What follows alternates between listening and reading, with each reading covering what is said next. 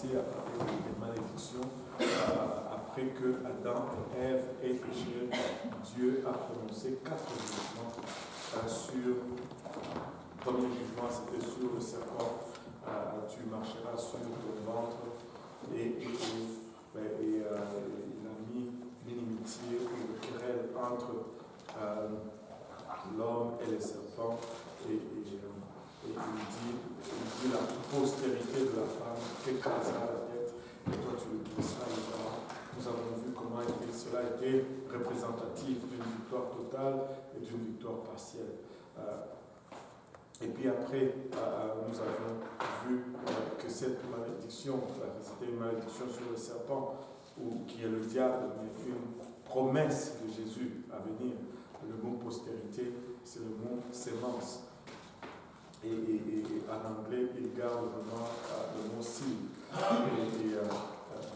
Mais on a vu que la femme n'avait pas de sémence. La femme avait un œuf. Et il y a une différence entre l'œuf et la sémence. C'est l'homme qui amène la sémence. Mais il y a une seule femme dans l'histoire de l'humanité qui n'a pas eu besoin de la sémence de l'homme pour avoir un enfant. La sémence de la femme, c'est Jésus-Christ. Il a écrasé la tête du serpent alors que le serpent lui a blessé le talon. Et ça, c'est quelque chose que je répète souvent. Des fois, quand on regarde notre vie, on a l'impression que c'est un chaos, on est en train de perdre. Mais laissez-moi vous dire ceci. Ce qui semble être une défaite, c'est toujours une grande victoire. C'est toujours, la scène est établie pour quelque chose de grand. Le calvaire, ça ressemblait à un échec total. Quand Jésus était à la croix, il n'y avait même pas un semblant de victoire. C'était fini, c'était la débandade, mais c'était là la plus grande victoire que l'humanité n'ait jamais connue. Et donc, elle s'est inspirée de cela pour passer à travers un temps difficile. Lorsqu'il semble qu'il n'y a vraiment plus rien, c'est lorsque Dieu dit qu'il y a tout. Lorsqu'il semble que c'est fini, Dieu dit on commence maintenant. Lorsqu'il semble qu'on a perdu, Dieu dit je vais donner la victoire maintenant. Et des fois, souvent c'est comme ça. Puis il y a eu la malédiction sur la femme. Nous avons vu que son mari allait dominer, tous ses désirs allaient se porter sur lui, mais lui, il allait dominer sur elle. Il y a eu, les femmes ont paniqué quand je dis ça, mais j'ai expliqué. Amen. Et cela ne veut pas dire que l'homme devient un dictateur, non. Non, l'homme n'est pas un dictateur. L'homme et la femme sont égaux, ils sont différents. Et le problème avec le monde, c'est qu'ils veulent dire que l'homme et la femme sont pareils. Non, l'homme et la femme ne sont pas pareils, ils sont différents. Tu sais, j'aime utiliser des exemples un peu banals. Regarde, j'ai 2 chaussures dans mes pieds. Les 2 chaussures sont égales parce que ils font tous le même travail, mais ils sont différents. Je ne peux pas mettre la chaussure gauche au pied droit. D'abord, je vais avoir l'air d'un canard, mes pieds vont être comme ça, et puis en plus, mes pieds vont faire mal. Et c'est ce qui arrive souvent avec le monde. Une femme reste une femme. Elle n'est pas inférieure à l'homme, mais elle est différente. C'est une folie penser que l'homme est supérieur, et c'est une folie penser que la femme est supérieure. Ils sont différents, et il faut accepter qu'ils sont différents. Et maintenant, et quand la Bible dit ses désirs, tes désirs, on va lire Genèse 3, verset 16 sur le 12. À la femme, Genèse 3, verset 16, à la femme, il dit, je rendrai très grande tes souffrances et ta grossesse. En travail, tu enfanteras des enfants, et ton désir sera tourné vers ton mari, et lui dominera sur toi. Alléluia. Tes désirs se tourneront vers ton mari, et lui dominera viendra sur toi. Maintenant, la partie de la douleur, là, c'est simple. On le voit. Mais quand on dit tes désirs se porteront vers ton mari, lui dominera sur toi, c'est un peu difficile à expliquer des fois. Les gens ne le voient pas du premier vue. Mais laissez-moi vous dire ceci. La femme, suite à cette malédiction, la vie qui compte pour elle, c'est la vie de son mari. Elle peut être la plus belle au monde. Elle passe partout, sur la rue, les gens tombent, oh, tellement qu'elle est belle. Mais si son mari à la maison ne lui dit pas tu es belle, elle va être malheureuse. La femme, elle peut être la meilleure cuisinière. La vie qui compte, c'est la vie de son mari. Si son mari dit ah, je n'aime pas ta cuisine, ça va la dévaster. C'est l'appréciation de son mari qui va lui donner l'estime de soi. C'est ce que ça veut dire. Le désir de la femme se tourne vers son mari et lui, il domine sur elle. Et tu peux demander à toutes les femmes, même à ta mère, tu vas voir. Et c'est pourquoi tu vas voir des fois dans certaines familles, la fille va tomber en amour avec un voyou et maintenant on dirait que c'est lui qui contrôle dans sa vie. Quand on lui dit des choses à la maison, ça ne passe plus. Parce que la vie qui compte, c'est celui de l'autre. C'est celui du voyou. Là, tu dis, mais qu'est-ce qui se passe? C'est cette malédiction, en fait. C'est impossible de lui... malédiction sur la terre, et puis malédiction sur l'homme, tu mangeras la sueur de ton front. La terre va commencer à produire des épines et des ronces. Et à partir de ce moment-là, Dieu met Adam et Ève en dehors du jardin. Nous pouvons lire à Genèse 3, si nous pouvons le lire à partir du 17 et par la suite. 17. Ok. Et à Adam, il dit, parce que tu as écouté la voix de ta femme et que tu as mangé de l'arbre au sujet duquel je t'ai commandé, disant, tu ne mangeras pas, maudit est le sol à cause de toi. Tu en mangeras et en travailleras péniblement tous les jours de ta vie. Maintenant, juste une petite pause ici, parce qu'il y a des gens qui essaient de profiter de... Tu sais, on essaie toujours de profiter des versets, mais c'est pas bon.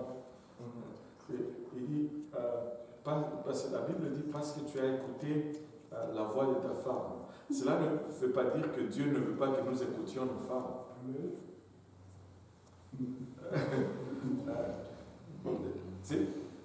Des fois, il faut écouter ta femme, mais si elle te dit quelque chose qui est contraire à ce que Dieu dit, c'est là que tu n'écoutes pas. Tu dois suivre Dieu. Et cela est vice-versa. On doit écouter sa femme. Tu sais, les femmes, elles ont ce qu'on appelle l'intuition. Il y a de ces choses qu'elles voient seulement. Je me rappelle toujours de cette histoire de cette dame italienne. Là, son garçon dit, maman, j'ai trouvé une copine. Et là, il dit, ok, elle dit, ok, amène-la à la maison, comme ça je veux voir un peu c'est qui.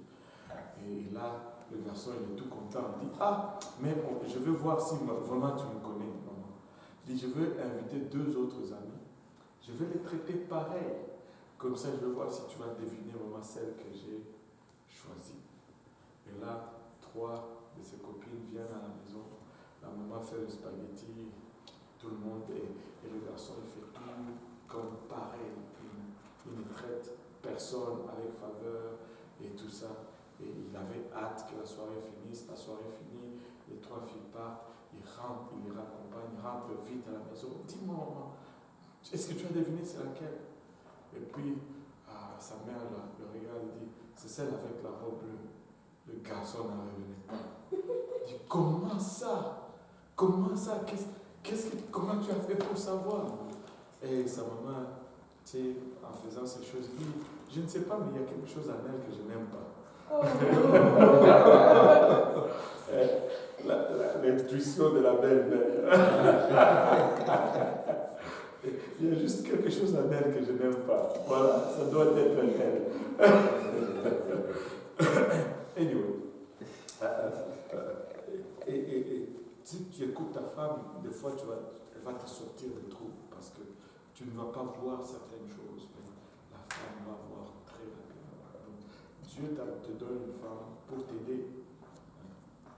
Si Dieu te donne de l'aide, il faut que tu l'utilises. Si tu ne l'utilises pas, ça te sert à quoi? Même si on est africain, ça c'est valable pour nous.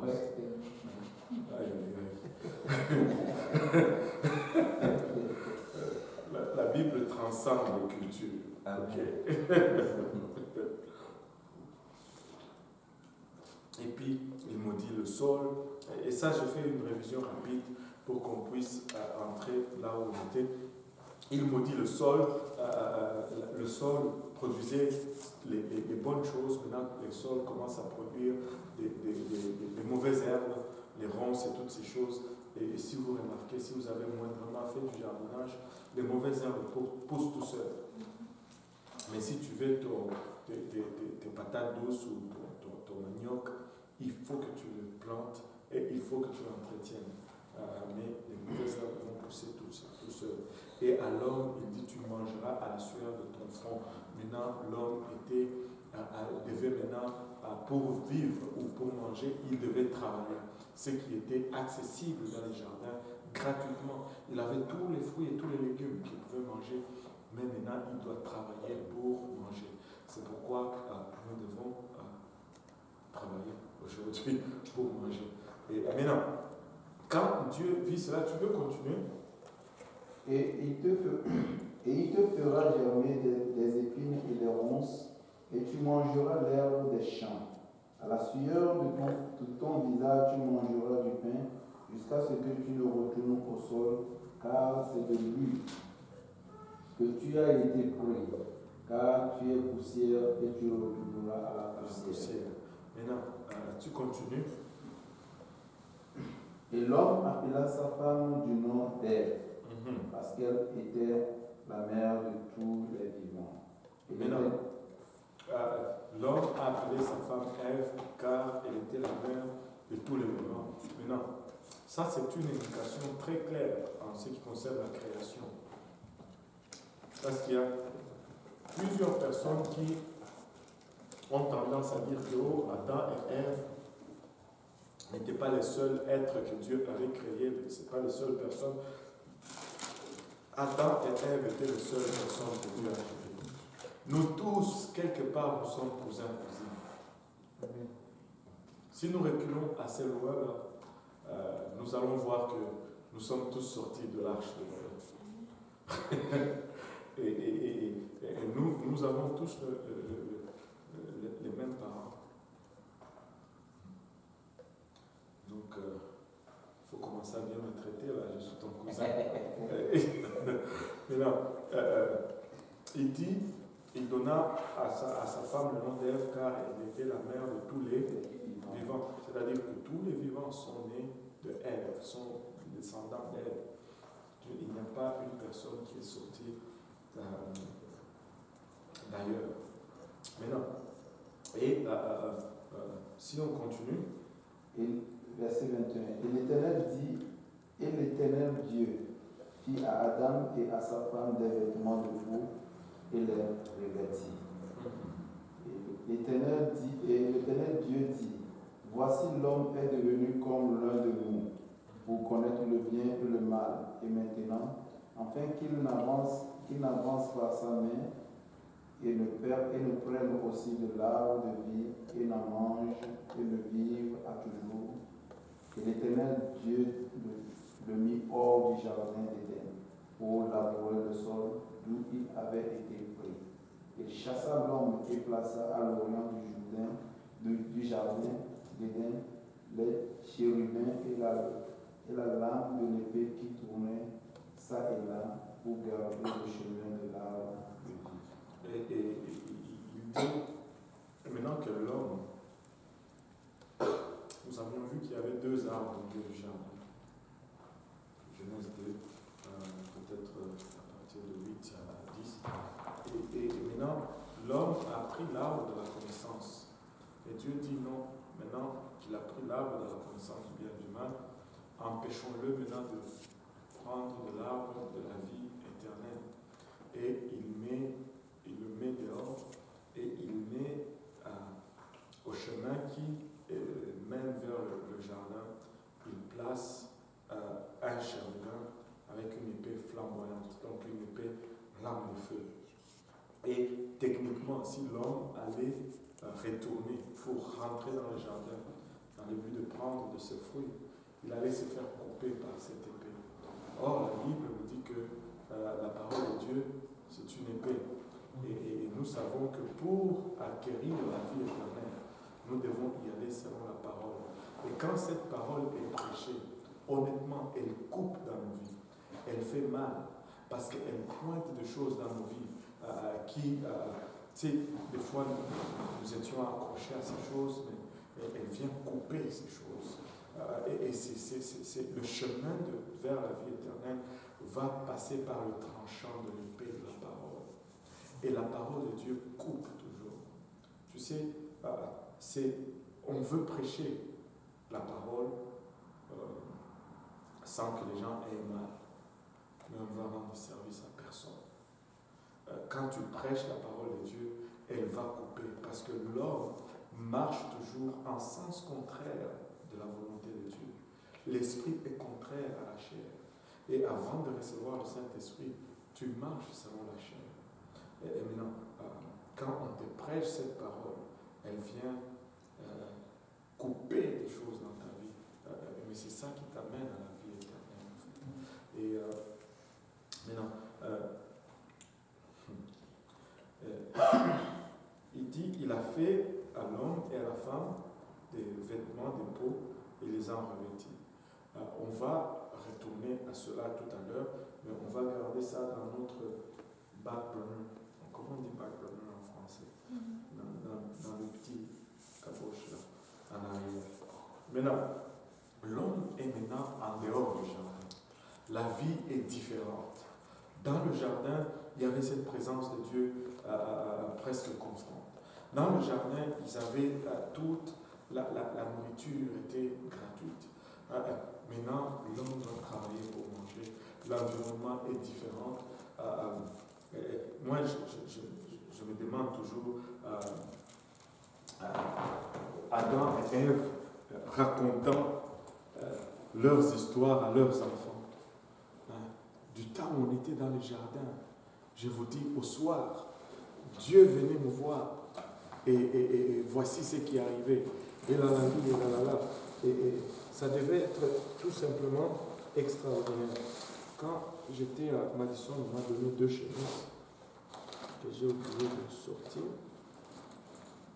Là, je cherche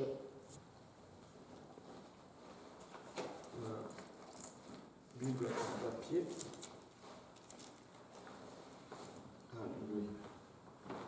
Alléluia. Regardons Genèse chapitre 4. Là, on va commencer à étudier un peu la vie d'Adam et Ève à l'extérieur du jardin. Ils sont en dehors, la vie n'est plus pareille.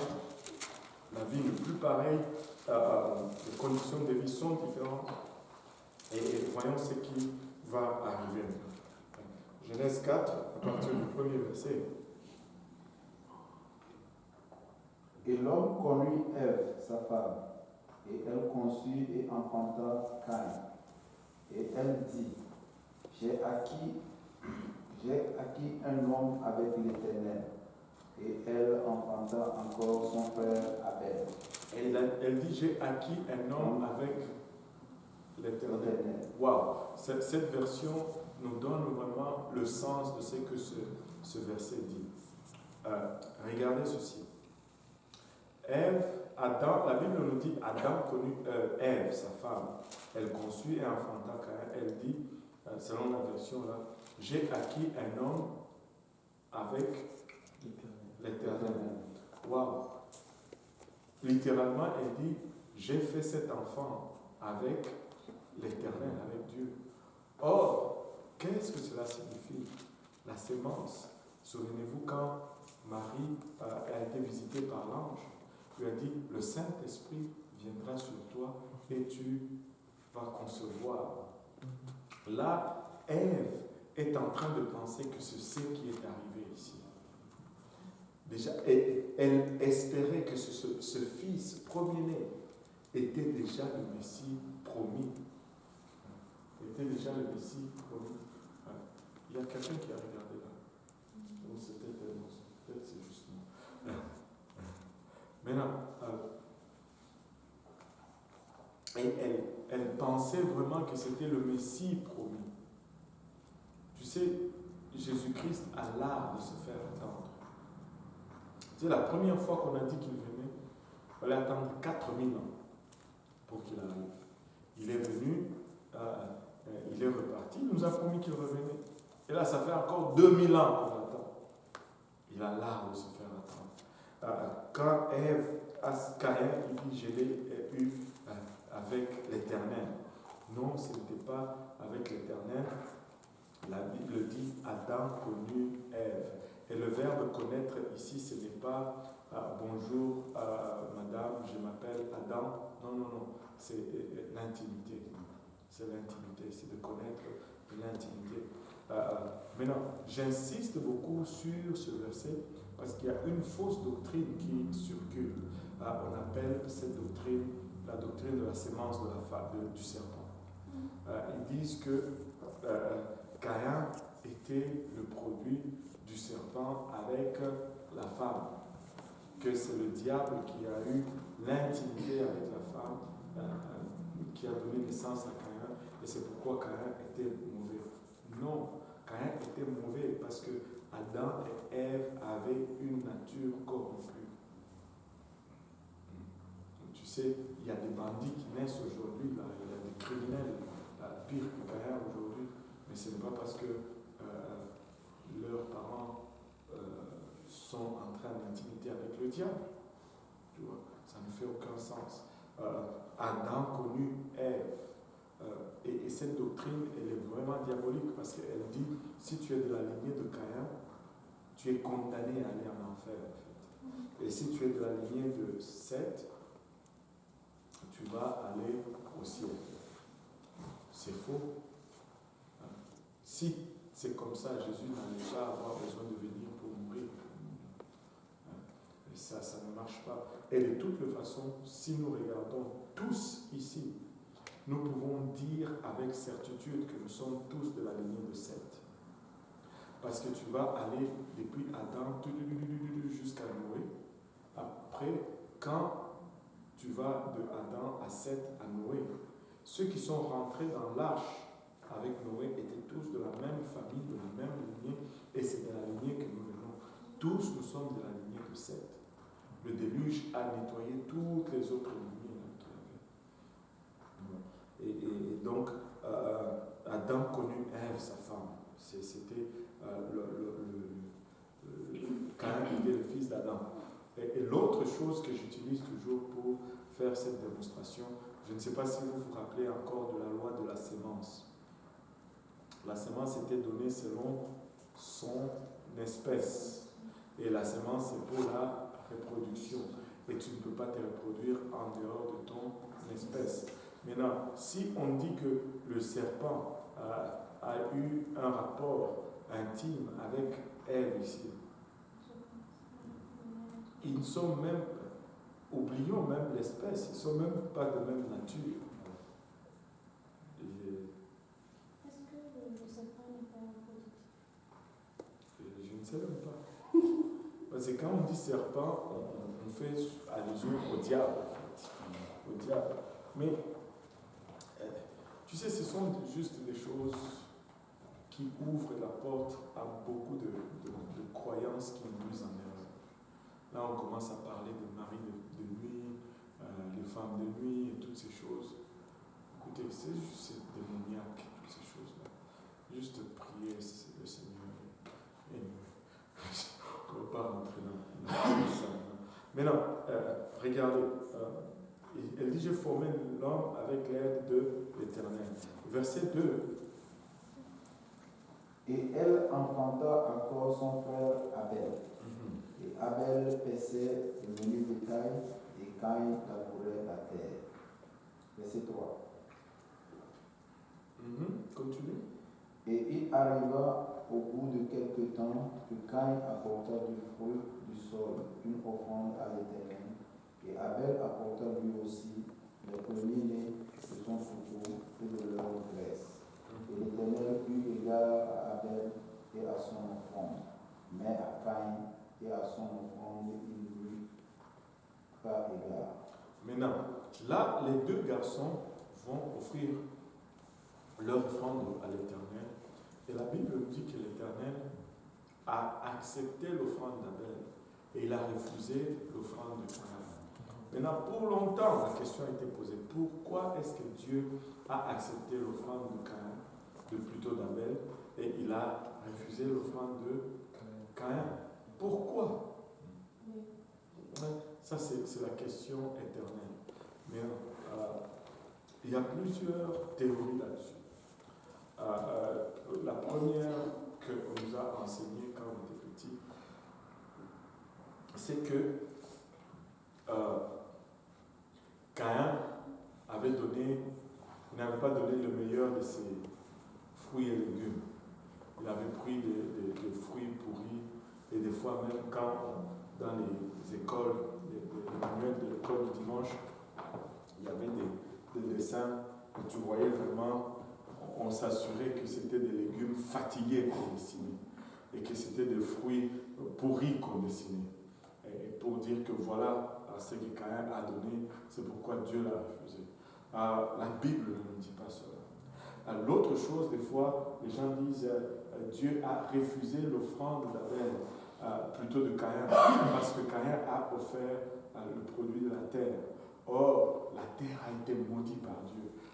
Et Dieu ne voulait pas prendre le produit de quelque chose qu'il a déjà maudit. Bon, je ne sais pas la véracité de cela, mais une chose que je peux vous dire que la Bible enseigne, c'est que l'offrande, pour que Dieu l'accepte, doit avoir du sang. Parce que c'est par le sang qu'on fait l'expiation de péché. C'est par le sang qu'on lave le péché. Pourquoi le sang? Parce que le sang versé symbolise la mort. Vous êtes presque tous africains ici, sauf la sœur Josée. Elle est presque africaine maintenant. Africaine honoraire. Alléluia. Et tu sais, en Afrique, il y a beaucoup de coups d'État. Les élections, c'est pas trop nos affaires. Maintenant, il y a un terme qu'on dit souvent chez nous, coup d'État avec effusion de sang. Quand on dit coup d'État avec effusion de sang, c'est qu'il y a eu mort d'homme. Le sang a été versé. Donc l'effusion de sang est vraiment l'euphémisme de la mort. Il y a eu mort. Or, la Bible nous dit, sans effusion de sang, il n'y a point de pardon de péché. Et Adam et Ève ont péché. Donc, ils ont produit des enfants qui étaient pécheurs par nature, et ils sont allés offrir un sacrifice pour leur péché, mais leur sacrifice n'était pas égal. Caïn a donné des fruits, or les fruits n'ont pas de sang. Donc, cette offrande n'allait pas fonctionner selon l'arithmétique de Dieu. Ça ne fonctionne pas. Mais là, la première question qui est suscitée par ça, c'est que Dieu est méchant. Pourquoi il a refusé? Parce que Caïn a donné ce qu'il avait. Lui, il était fermier. Amen. Qui a déjà eu cette question dans sa tête? Waouh! Il était fermier, il a donné ce qu'il avait. Et Abel a donné aussi ce qu'il avait. Il y a tout un enseignement là-dedans. Tu ne peux pas servir Dieu selon tes convenances. Tu vas servir Dieu selon ses demandes. Et ça, c'est le défi de notre génération aujourd'hui. Nous voulons servir Dieu selon ce qui nous convient. Mais avec Dieu, ça ne marche pas. Quand il amène ses légumes à Dieu, Dieu refuse de manger les légumes. Dieu dit, moi j'aime la viande. Et Caïn dit, c'est tout ce que j'ai. Dieu dit, moi je ne mange pas. S'il n'y a pas de viande, je ne mange pas. Alors, mais je ne te donne pas la viande. Bon, prends tes légumes et va avec. Ça ne passe pas. Ça ne passe pas. On ne peut pas servir Dieu selon nos convenances. Et Dieu ne va pas changer ce qu'il a établi pour nos convenances. Je vais vous donner un exemple qu'on vit pour vous permettre de comprendre. Vous savez, Jésus est allé à la croix pour tout le monde. Et quand tu obéis à l'évangile, tu es sauvé. Maintenant, mettons, aujourd'hui, Janice, ses parents sont chrétiens, donc elle est née dans une famille chrétienne, on l'amène à l'église chaque dimanche, chaque mercredi, et quand elle commence à grandir, elle arrive à l'âge de la compréhension, ses parents prient pour qu'elle obéisse à l'évangile. Et les jours qu'elle obéit à l'évangile, elle s'est fait baptiser d'eau, elle est remplie du Saint-Esprit. C'est la fête à la maison. Tout le monde l'encourage. Mais pour que Janice soit sauvée, il faut qu'elle obéisse à l'évangile. Maintenant, mettons son amie Fatouma, au Salmo, qui vient d'une famille musulmane. Et elle, ses parents sont musulmans. Mais comme elle a fréquenté Janice, elle commence à connaître au sujet de ce Jésus. Elle voit la différence. Elle dit, moi aussi je veux cela. Dieu ne va pas changer le plan de salut pour elle. Ça va être le même. C'est le même plan. Il est gratuit. Mais vous allez être d'accord avec moi que ça va coûter plus cher à Salma qu'à Janice. Parce que pour elle, donner sa vie à Jésus va probablement signifier être rejeté de la famille ou même être tué si moindrement qu'ils sont à ce niveau-là. Voilà. Mais Dieu ne va pas dire, oh non, parce que toi tu es musulman, je vais t'exempter de la terre. Non, tu dois faire la même chose.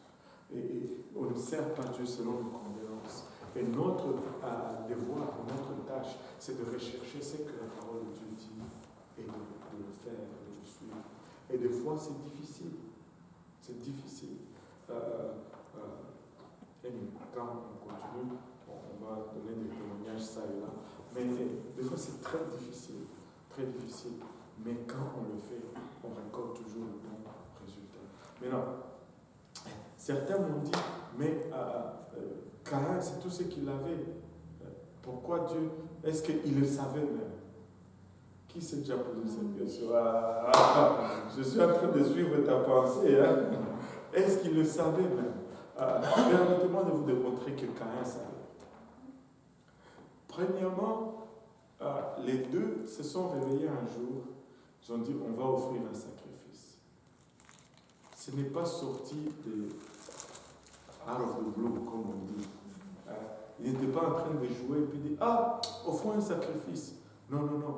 Si ils ont dit, offrons un sacrifice, c'est parce qu'ils ont été enseignés quelque part. Les parents leur ont enseigné. Ils n'avaient pas une autre place où apprendre. L'autre chose qui me prouve que Caïn savait, regardez ce qui suit ici. Regardez ce qui suit. Verset 5. Et Caïn fut très irrité, et son visage fut abattu. Et l'Éternel dit à Caïn, pourquoi es-tu irrité, et pourquoi ton visage est-il abattu? Si tu fais bien, ne seras-tu pas agréé?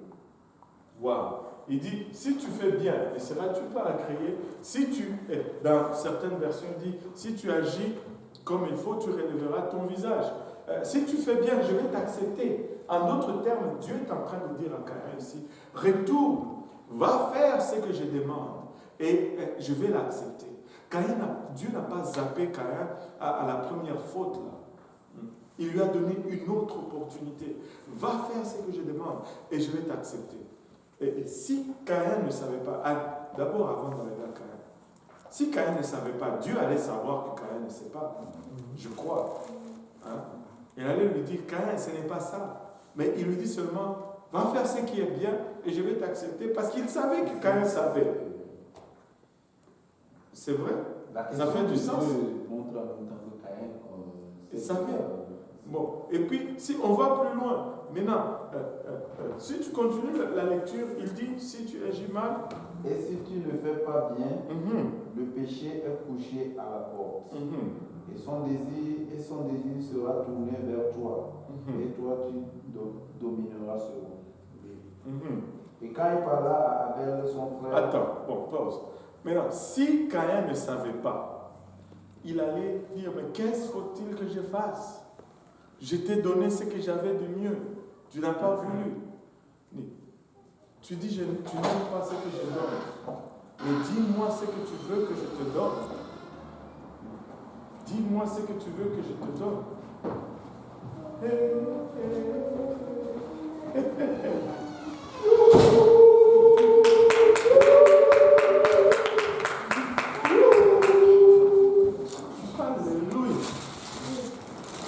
N'est-ce pas extraordinaire? Ça, c'est la sœur Solange.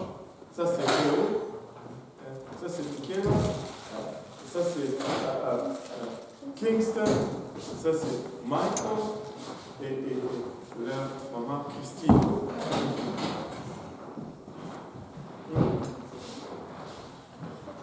L'église est pleine là. On doit ajouter des chaises. C'est le réveil.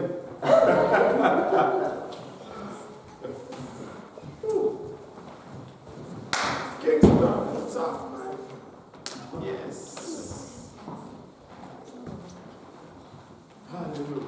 Maintenant,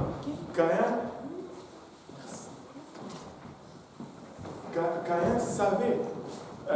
Et c'est pourquoi il ne pose pas la question. On lui dit, mais faites ce qui est bien. Normalement, si tu ne sais pas ce qui est bien, tu vas dire, mais c'est qu'est-ce qui est bien? Dites-moi qu'est-ce qui est bien et je vais le faire. Donc Caïn avait la connaissance, mais il n'avait pas la volonté. Maintenant, oui. Déjà, on ne dit pas comme si c'était le premier enfant. On va y arriver. On va y arriver. Maintenant, ce n'était pas la première offrande. On va y arriver. Maintenant, regardez ceci. Caïn, au lieu d'aller faire ce que Dieu demande, il est allé argumenter avec celui qui faisait ce que Dieu demande. Et si vraiment il voulait, il pouvait prendre ses fruits et ses légumes, aller voir son frère Abel et dire, frère, j'ai besoin d'une brebis. Voici des tomates, des oranges, des concombres et des malengalenga, sombe, le bondou et toutes ces choses. Prends ça et donne-moi une brebis, je dois offrir une offrande. Et moi, je vous promets que Abel allait accepter, il n'avait pas de choix. Alors, demandez-moi pourquoi. Qui va me demander pourquoi? Michael. Demande-moi pourquoi. Pourquoi? Ah, voilà. Michael va demander pourquoi. Là, je peux répondre. Parce que si on revient à Genèse 1, regardez Genèse 1, verset 29.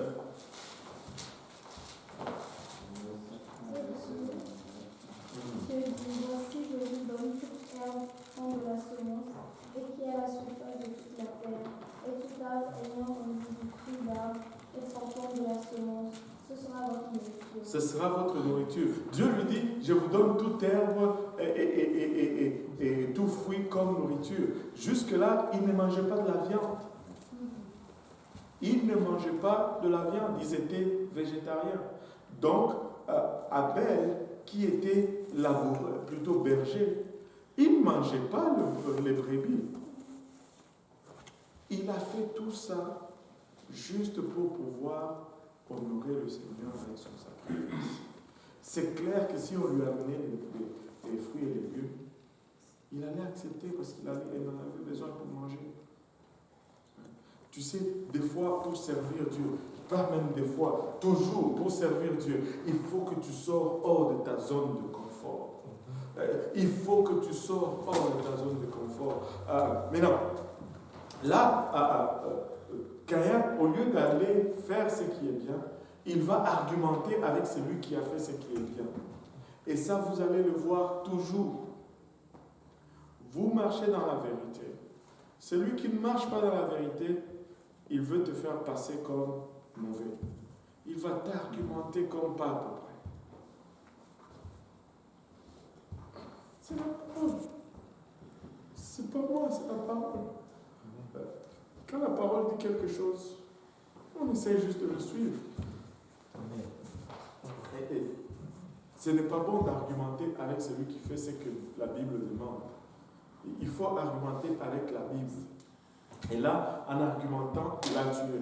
Mais non, ces deux jeunes gens, on a dit qu'ils ont appris de leurs parents. Maintenant, leurs parents, est-ce qu'eux, ils ont donné la bonne leçon? On doit croire que oui, parce que Abel a appris de la bonne façon. Mais comme dans une classe, dans une école, tu vas enseigner la même leçon, d'autres vont réussir, d'autres vont échouer.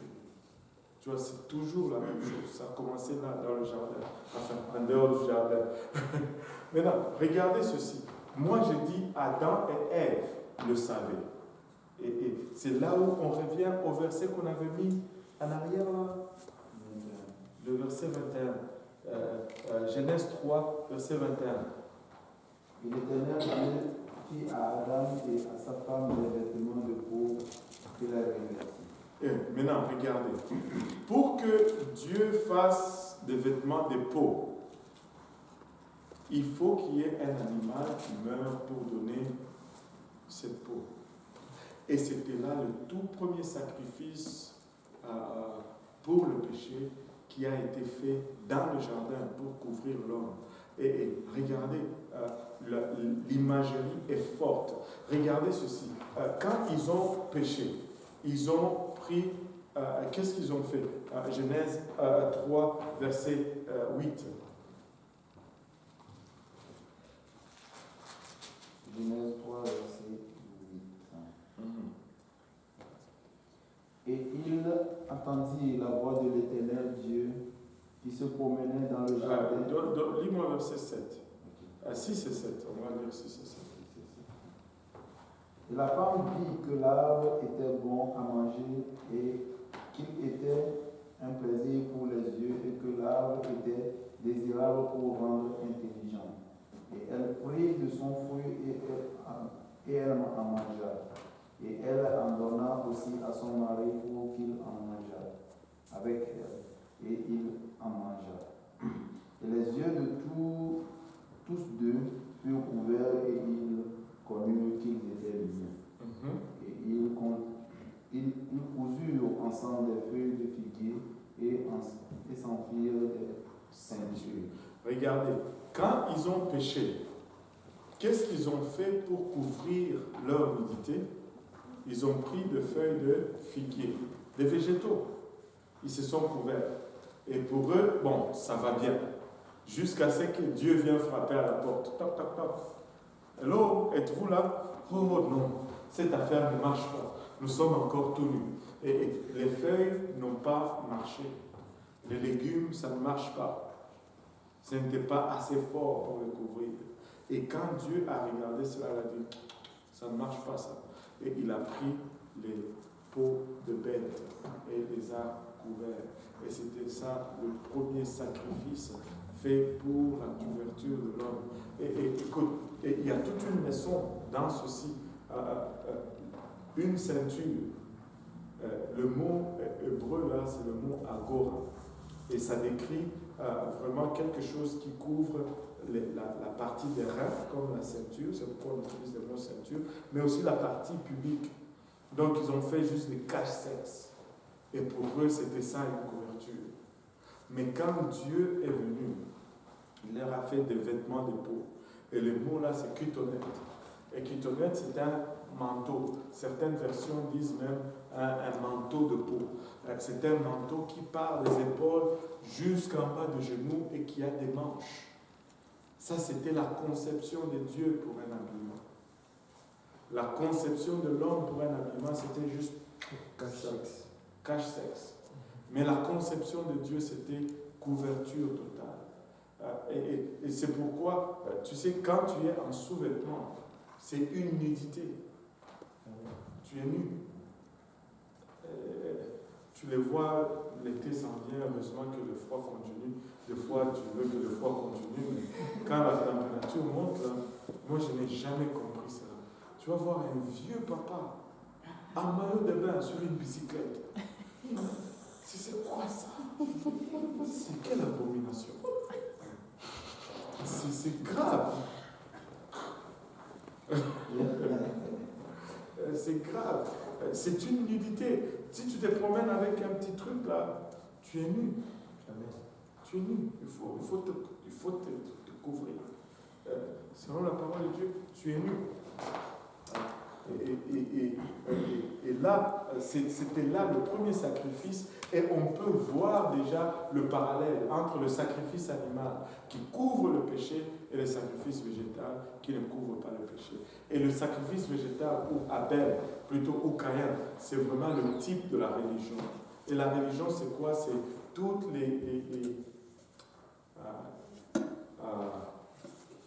les conceptions de l'homme pour s'approcher de Dieu. Et ça ne marche pas. Nous ne devons pas rechercher la religion. Nous devons rechercher le salut. Le salut, c'est le plan de Dieu pour l'homme. C'est le plan de Dieu pour l'homme. Le salut, non seulement nous sauve du péché, le salut nous met dans une relation avec Dieu. Si tu n'es pas sauvé, tu n'as pas de relation avec Dieu. Nous devons rechercher le salut, qui est le plan de Dieu pour l'homme. L'homme a ses conceptions, mais ça, c'est la religion. Et là, c'était le début même de la religion. L'homme qui dit « je veux le faire à ma façon ». La parole de Dieu ne compte pas. Je me rappelle, j'étais allé visiter une jeune dame qui venait encore à l'église. Son frère vient encore à l'église, mais elle ne vient plus. Elle avait accouché. Et leur maman était venue pour rester avec eux. Mais ils n'étaient pas contents parce qu'on avait baptisé ces personnes-là et leur maman, leur famille n'était pas contente. Et là, bon, elle a accouché. La maman est venue visiter. Bon, nous sommes allés. Elle nous a fait manger. Mais après, quand on était pour dire au revoir, la maman ne pouvait plus se contenir. Elle a commencé à me balancer. Comment est-ce que tu peux faire ce que tu fais, tu enseignes aux jeunes des choses? Je dis, je n'ai jamais enseigné en cachette. J'enseigne toujours publiquement. Même ce qui se passe ici est en direct. N'est-ce pas, frère Yannick? Alléluia. C'est en direct et ça va être posté sur Internet. Tout le monde peut voir. On n'enseigne pas en cachette. Mais non. Et elle n'était pas contente. Elle a dit beaucoup de choses. Et à la fin, elle a dit ceci. Tu penses que c'est seulement toi qui as raison et tous les prêtres catholiques ont tort? Ça, c'est quand même beaucoup d'orgueil ou quelque chose comme ça. Et là, j'étais comme un peu débalancé. Je ne savais pas quoi lui dire, mais le Seigneur est bon passé. Dans des mois difficiles comme ça, si tu restes, tu gardes ton calme, le Seigneur répond à ta place. Et là, je lui ai donné une réponse que moi-même, j'étais surpris. Tu sais, ce genre de réponse, tu sors et tu dis, waouh, d'où est-ce que c'est venu ça? Mais littéralement, je lui dis, maman, si vous me comparez, moi, aux catholiques, vous risquez peut-être de ne jamais avoir la bonne réponse. Parce que, et moi, et les catholiques, nous pouvons tous être en erreur. Et si vous nous comparez entre nous, vous n'allez pas avoir la bonne direction, vous n'allez pas avoir la bonne réponse. Mais comparez-moi à la Bible et comparez les catholiques à la Bible. Parce que la Bible, c'est elle qui nous donne la direction. Si vous nous comparez entre nous, on peut être les deux à côté. Et ça ne va pas vous aider. Mais compare-moi, prends ce que je dis et compare-le à la Bible, et prends ce que le catholique dit et compare-le à la Bible. Et après, voilà. Et j'ai lu une lettre aujourd'hui où ça m'a surpris. Je l'ai lu plutôt hier. Les croyances sont bizarres. Les gens vont te dire, ils font ça, mais ils disent que ce n'est pas ça. La Bible dit clairement que tu ne peux pas te prosterner devant les statues pour les adorer. Mais les catholiques disent que oui, c'est vrai, mais si tu te prosternes devant une statue de Marie, ce n'est pas de l'idolâtrie. Oui, on le fait, mais ce n'est pas de l'idolâtrie. Je suis juste perdu. Mais et là, Caïn, au lieu d'aller faire ce qui est bien, Dieu lui a donné une deuxième chance. Il a tué son frère. Et là, Dieu vient et lui demande, où est ton frère, Abel? Et qu'est-ce que Caïn répond? Je ne sais pas. Suis-je le gardien de mon frère? Mais non. Moi, j'aime suivre un peu la politique. Pas un peu, beaucoup. Un petit peu beaucoup. Mais non. Quand Obama était encore président là-bas, il avait lancé une initiative qui m'a vraiment intrigué. L'initiative était soi-disant pour aider les jeunes les délinquants et tout ça. Mais le nom de cet organisme avait un nom qui a rapport à ceci, mais du mauvais côté. Je ne sais pas si quelqu'un peut avoir une idée de quoi je parle. Quand Caïn, on lui demande où est ton frère Abel, il dit je ne sais pas, suis-je le gardien de mon frère? Et Obama met cet organisme et il l'appelle en anglais ça se dit my brother's keeper. Et là, son organisme c'était My Brother's Keeper. C'est du mauvais côté de l'histoire. Là, c'est vraiment d'être du mauvais côté de l'histoire. Celui qui a dit ça était un criminel. Il a tué son frère. C'était le premier meurtre du monde. Certains disent que c'était la première guerre mondiale. Parce que le 1/4 de la population mondiale est décédée ce jour-là.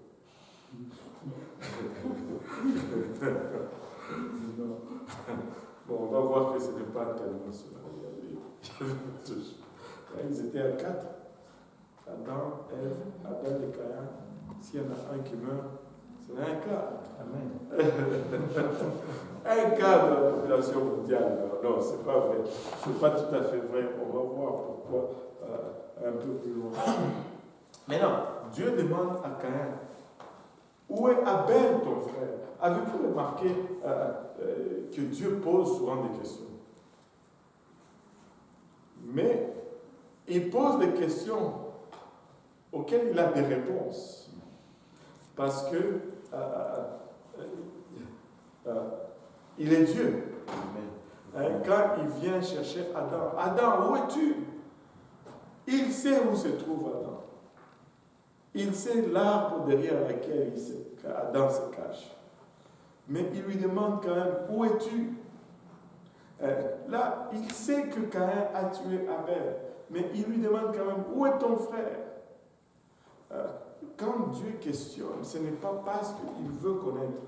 C'est parce qu'il veut que tu connaisses. Il veut te faire connaître. Il veut te faire voir. Et quand Dieu pose une question comme ça, c'est qu'il t'offre tout simplement une opportunité pour la repentance. Dieu tend toujours vers nous. Il ne demande pas parce qu'il connaît, il ne connaît pas, mais il demande parce qu'il veut te faire connaître. Maintenant, regardez ceci. Très souvent, les enfants, nous allons jouer avec eux. Nous allons prendre, je ne sais pas moi, un truc, tu dis, est-ce que tu sais comment ça fonctionne? Très souvent, quand un adulte te demande comme ça, c'est ce qu'il veut te montrer. Voilà, non, ça fonctionne comme ça. Nous faisons presque la même chose souvent avec les enfants. Mais Dieu, quand il nous pose une question, c'est parce qu'il veut que nous réalisons notre état. Il veut que nous soyons conscients de notre état et il est en train de nous donner une opportunité de changer, une opportunité de nous repentir. Mais très souvent, l'homme est très mauvais juge de lui-même et très bon avocat de lui-même. Il va par défaut aller à la défense et à la justification. À toujours chercher à se défendre, à se justifier. Non, il faut juste accepter. Et on va lire le passage qui va suivre. Donc, Genèse 4, à partir de 9. Et l'Éternel dit à Caïn, où est Abel, ton frère? Et il dit, je ne sais. Suis-je moi le gardien de mon frère? Fais une pause là. Regardez un peu ceci. Caïn a commis un péché. Il n'a pas donné le bon sacrifice. Au lieu de faire le bien, il tue encore son frère. Là, Dieu lui demande, où est ton frère? Au lieu de prendre cette opportunité pour tourner, il ment à Dieu face à face. Dieu lui dit, où est ton frère? Il dit, je ne sais pas. Il faut avoir de l'audace. Tu sais, Dieu te parle, puis tu mens. Qu'est-ce que ceci indique? Ceci indique vraiment les voies du péché. Les voies du péché. Le péché va toujours te conduire à un autre péché. Ça va toujours aller d'un petit péché à un péché plus grand. D'un péché plus grand à un péché encore plus grand. Et c'est continuellement comme ça. La seule façon de briser cela, c'est vraiment le sang de Jésus-Christ. C'est le sang de Jésus-Christ. Parce que quand on fait un péché, on veut faire un autre parce que le péché demande toujours une couverture. Quand ils ont péché, ils ont cherché des couvertures de fer et de figuier, ça n'a pas marché. Le péché demande toujours une couverture. Mais si la seule couverture qui fonctionne, c'est le sang de Jésus-Christ. Si tu mets une autre couverture, ça va être un autre péché. Et tu vas encore chercher une autre couverture pour cette couverture, ça va chercher une autre couverture pour cette couverture, et jusqu'à ce que tu te retrouves à commettre des péchés encore plus grands, parce que pour couvrir, ça prend toujours un peu plus grand, un peu plus large, toujours. Et là, il faut briser ce chemin et aller plutôt rechercher le pardon par le moyen du sang de Jésus-Christ. C'est la seule chose qui couvre le péché. Si ce n'est le sang de Jésus-Christ, ce n'est pas qu'une couverture pour le péché. Maintenant, on peut continuer. Et il dit, qu'as-tu fait? La voix du sang de ton frère crie de la terre à moi. Et maintenant, tu es maudit de la terre, qui a ouvert sa bouche pour recevoir de ta main le sang de ton frère.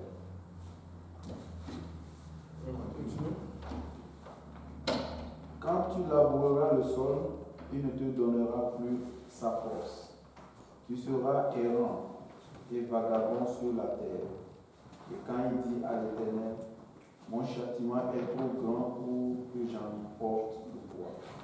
Voici, tu m'as chassé aujourd'hui dessus la face de la terre, et je serai caché de devant ta face, et je serai errant et vagabond sur la terre. Et il arrivera que quiconque me trouvera me tuera. Et l'Éternel nous dit, c'est pourquoi quiconque tuera Caïn sera puni cette fois. L'Éternel mit un signe sur Caïn, afin que quiconque le trouverait ne le tuât point. Et Caïn sortit de devant l'Éternel et il habita dans le pays de Nod, à l'orient de l'Éden. Et Caïn promit sa femme, et elle a conçu et enfanta Enoch. Pause. On va arrêter là aujourd'hui, on ne peut pas aller plus loin. Regardez ceci. Quand il pêche, il tue son frère, Dieu augmente encore ses châtiments. Vous savez, le péché va nous faire toujours payer plus qu'on avait prévu payer. Le péché va nous faire rester plus longtemps qu'on avait prévu rester. Le péché est un maître d'esclave très dur. Le péché fait mal. Le péché détruit. Il n'y a que le sang de Jésus-Christ qui peut détruire le péché. Maintenant, parce qu'il a péché, là, il est maintenant appelé à être errant et vagabond. Et la terre qui était maudite déjà dès le départ, on la maudit encore davantage. Donc la production de la terre descend encore. Et il y a quelqu'un là-bas. La production de la terre descend encore. Et c'est vraiment, ça devient juste plus difficile et plus compliqué pour Caïn. Ça devient juste plus difficile et plus compliqué. Et là, Caïn pousse un cri de cœur. Il dit, ben, si quelqu'un me trouve, il va me tuer. Et Caïn, plutôt, le Seigneur dit non, on ne va pas te tuer. On va mettre un signe sur toi, de sorte que si quelqu'un te trouve, il ne te tue pas. Mais si quelqu'un tue Caïn, Caïn sera vengé 7 fois. Gardez cela en tête. Caïn a tué, mais Dieu dit personne ne le touche. Amen. Amen. Si quelqu'un le touche, il a aussi un problème. On va adresser cela dans notre étude prochaine. Et là, Caïn sort maintenant et il va dans le pays du Nord, il va juste plus vers l'Est. Et là, la Bible nous dit qu'il connut sa femme. Bon, d'où est-ce qu'elle vient, la femme de Caïn? C'est la question même. D'où est-ce qu'elle vient, la femme de Caïn? Oh, c'est une question à $50. Michael, $50? Bon, quelle a dû. C'est toujours gratuit. Mais d'où est-ce qu'elle vient, la femme de Caïn? Moi, je pense qu'on devait arrêter là et revenir le mardi prochain avec d'où venait la femme de Caïn. D'où venait la femme de Caïn? Allez faire des recherches. Mais ne trichez pas, parce qu'il y en a qui sont dans l'étude biblique, ça fait 127 ans. Ils l'ont fait et refait. Donner une chance aux jeunes coureurs. D'où vient la femme de Caïn? Est-ce qu'il y a des questions par rapport à ce qu'on a partagé? Il n'y a pas de questions? Donc, vous voulez dire que si je fais un examen là, vous allez avoir tous 100%? Ah, c'est trop audace. Hein? Si je fais passer un examen là, vous allez avoir tous 100%. Juste une question. Oui. Enfin, récapitulatif. Lorsqu'ils ont péché et que Dieu les a couverts de peau de bête, c'est par rapport au sacrifice de Caïn et Abel ou Dieu il a... Non, parce que ça c'était avant le sacrifice de Caïn et Abel. Ça c'était Adam et Ève, ils sont encore dans le jardin. Caïn et Abel ne sont même pas encore nés. Ils ont péché. Qu'est-ce qu'ils ont fait? Ils ont pris des feuilles de figuier, de végétaux. Mais ça n'a pas fonctionné. Parce que quand Dieu vient, lis un peu Genèse 3, 10. Genèse 3, 10. Et il dit, j'ai entendu ta voix dans le jardin et j'ai eu peur, car je suis nu et je me suis caché. Et l'Éternel dit... Bon, attends. Ça, c'est Adam. Il a déjà fait, parce qu'il a fait sa ceinture au verset 7. Il est couvert, entre guillemets. Mais quand Dieu vient, il lui dit, où es-tu? Il dit, j'ai entendu ta voix dans le jardin et je suis allé me cacher parce que je suis nu. Donc cette ceinture-là des feuilles n'a pas fonctionné. Pourquoi ça n'a pas fonctionné? Parce que la nudité est, pour ne pas dire, un type du péché. Maintenant, et les feuilles, c'est le type de couverture. Mais on voit que les végétaux n'ont pas marché. Parce qu'au verset 21, Dieu a pris la peau d'animal et il a fait maintenant des couvertures qui étaient, des vêtements qui étaient assez bons pour le couvrir. Donc, la typologie, on appelle ça la typologie. Et ça, c'est ce qui fait la force de la Bible. Parce que la Bible, ce n'est pas seulement l'enseignement comment on dit, explicite. Il y a des choses qui sont implicites, mais qui concordent. Tu sais, ce n'est pas un hasard que tout cela a été écrit. C'est pour confirmer que, en fait, pour couvrir le péché, ça prend un sacrifice animal. Adam et Ève ne le savaient pas. C'est pourquoi ils ont pris le feuilles de figuier. Mais Dieu, en prenant l'animal, il leur a montré et dit, voici comment vous allez couvrir vos péchés. Et c'est ce qu'ils ont enseigné maintenant à leurs enfants. Mais un de leurs enfants était têtu. Il voulait le faire à sa façon. Il dit, ah, c'est compliqué les affaires d'animaux là. Moi, je vais juste offrir le légume. S'il ne veut pas, si Dieu ne veut pas, c'est son problème. Ça, c'est ma version de la Bible. Mais et voilà. Donc, ce symbolisme nous montre tout simplement qu'Adam et Ève savaient. Ils ont passé la bonne information aux deux enfants. C'est ça. Je ne sais pas si c'était là la question, si j'étais clair. Oui. Donc, c'est vraiment dans ce sens-là. Sans effusion de sang, il n'y a point de pardon pour le péché. Mais maintenant, nous sommes privilégiés aujourd'hui. Vous n'êtes pas venus ici avec une brebis. On aurait pu peut-être demander ça. Mais vous n'êtes pas venus ici avec une brebis. Pourquoi? Parce que dans l'Ancien Testament, c'était ça, et on va le voir, c'était ça, tous ces sacrifices animaux pointaient vers Jésus-Christ. Mais quand Jésus-Christ est venu dans le livre de Jean, chapitre 1, verset 29, si je ne m'abuse, Jean introduit le Seigneur d'une façon extraordinaire. Il ne l'avait jamais vu auparavant. Peut-être quand ils étaient petits, peut-être, je ne sais pas, parce qu'ils étaient cousins. Mais il l'introduit comme suite. Jean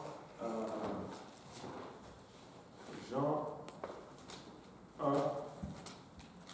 29. Tu Marc, Jean 1, 29. Le lendemain, Jésus venant à lui, et il dit, voici l'agneau de Dieu qui porte le péché du monde. Voici l'agneau de Dieu qui ôte le péché du monde.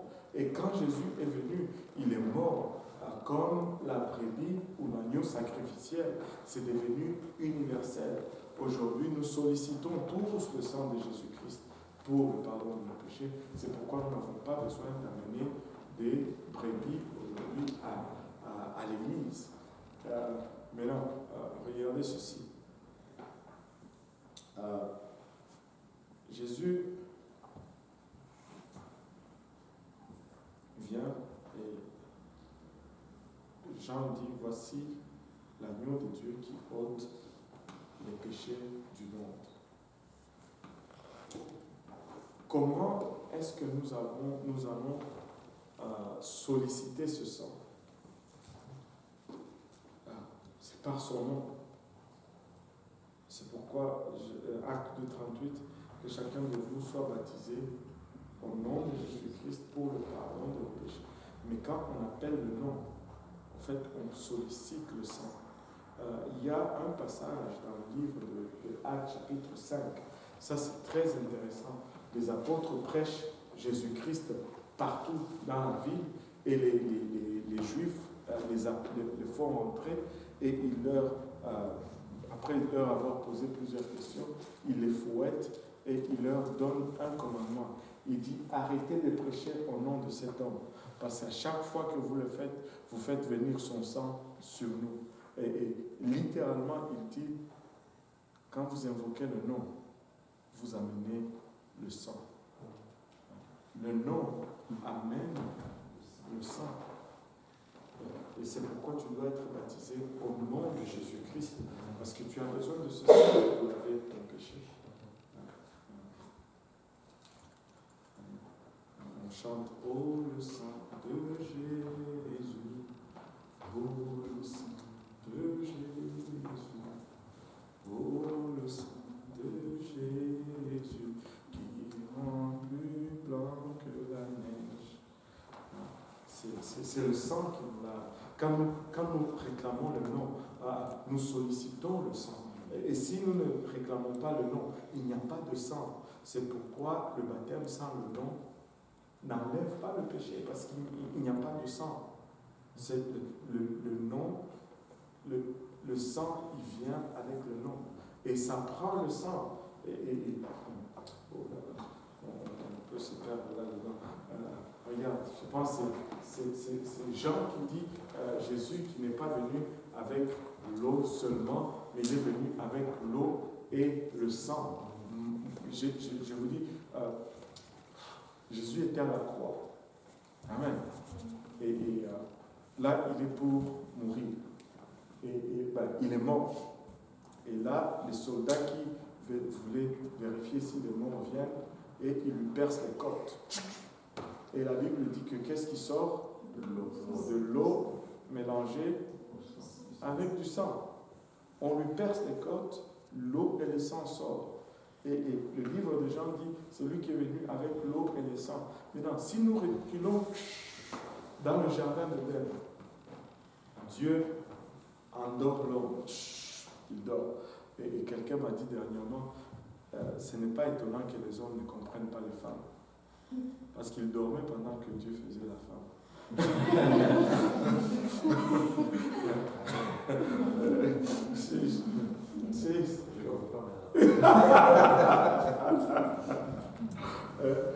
Il dormait.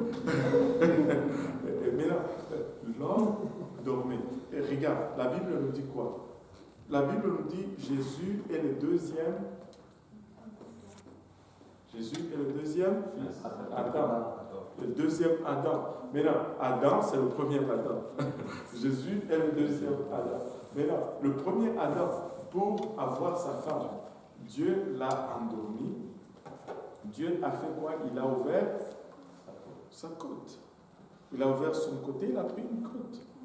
Mais le deuxième Adam, Jésus, c'est quoi l'épouse de Jésus? L'Église. Et Jésus a été endormi, il était mort. Et on a ouvert sa côte. Qu'est-ce qui est sorti? L'eau et le sang. L'eau et le nom.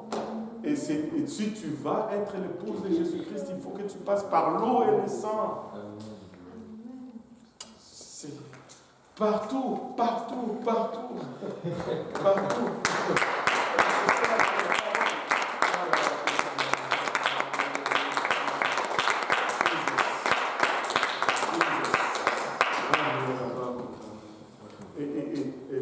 L'eau et le sang. L'eau et le sang. Et nous sommes épouses.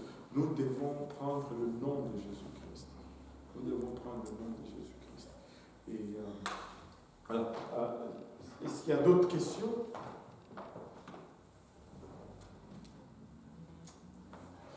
Maintenant, si je fais passer un examen, vous allez avoir 100%.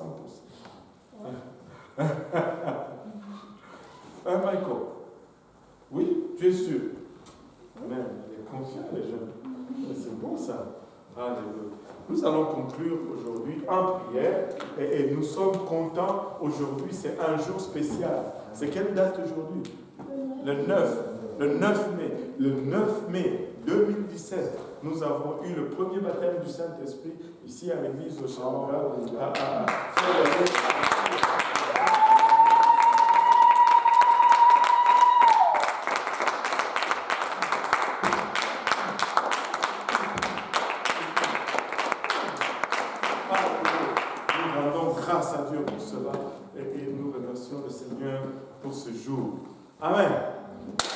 Alléluia. Le Seigneur est bon. Regarde ton voisin, dis-lui, Dieu est bon. Dieu est bon. Alléluia. On va se lever, on va prier. Et moi, je vais aller mettre les câbles. Alléluia. Kingston, where you going? We're praying first. You stay here. Alléluia. Alléluia. Merci Seigneur. Si nous pouvons lever nos voix tous ensemble, Seigneur Jésus, nous te rendons grâce, Papa, pour ton amour, pour ta bonté, pour ta fidélité. Seigneur, nous te remercions pour le privilège que nous avons eu, Papa, de nous retrouver ensemble et de partager ta parole, Seigneur. Nous prions, Papa, il a rachat que se trouve une place dans le cœur, une place où elle va germer, Papa, produire de fruits, et que ce fruit nous conduise jusque dans la vie éternelle. Père, nous te prions maintenant, Seigneur Jésus-Christ, Papa, pour chaque demeure, Papa, représentée ici, pour chaque famille, Papa, représentée, Seigneur, chaque personne, le thème de notre voix, Seigneur. Nous prions que ta main, ton onction soit sur nous, Seigneur. Garde-nous sur le chemin de retour, Papa. Il a rachat.